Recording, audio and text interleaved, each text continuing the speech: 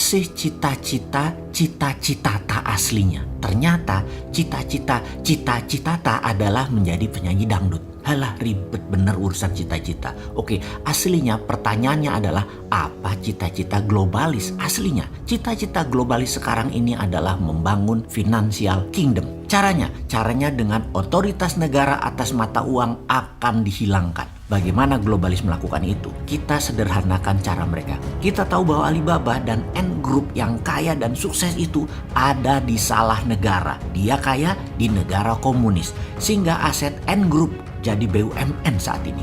Manyun deh tuh pebisnis filsuf yang namanya Jack Ma.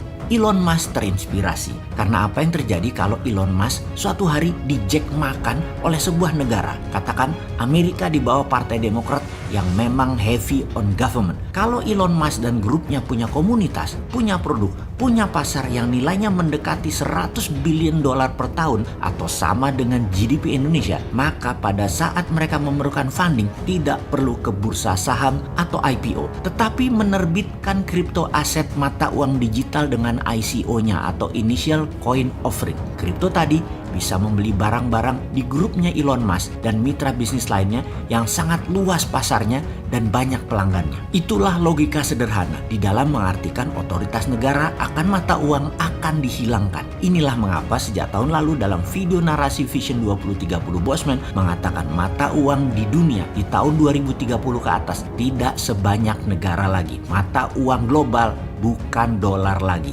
Underlyingnya bukan emas lagi, bukan hutang, tetapi algoritma pasar konsumen dan produksi mereka. Ini jauh lebih powerful ke depannya karena dunia menjadi digital. Aset digital jauh lebih bernilai dari aset fisik. Kuno fisik itu ke depannya. Kita sebagai manusia berdaulat, patriotis, nasionalis yang anti globalis dan anti penjajahan asing harus punya solusinya untuk mengcounter gerakan globalis karena mereka akan dengan cepat melahap seluruh dunia yang awalnya mereka menggunakan COVID sebagai biological warfare tool. Solusinya bagaimana buat Indonesia? Negara akan punya dua sistem keuangan saat ini sudah benar. Satu mata uang fiat fisik yang saat ini beredar kurang lebih 6.000 triliun rupiah. Yang satu lagi adalah e-rupiah, digital rupiah. Digital rupiah basisnya adalah create money atau cetak uang berbasis pinjaman. Pertama, minusnya APBN pemerintah, mintakan BI berhutang ke negara. Jangan terbalik, pemerintah ngutang ke BI. Ngutangnya ke negara melalui BI.